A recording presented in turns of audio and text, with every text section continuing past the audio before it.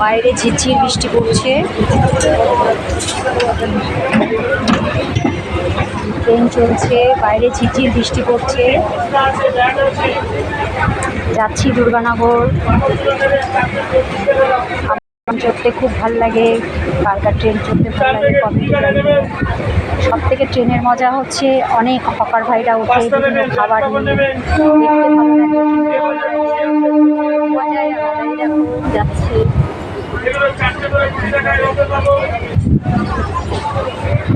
বৃষ্টি পড়ে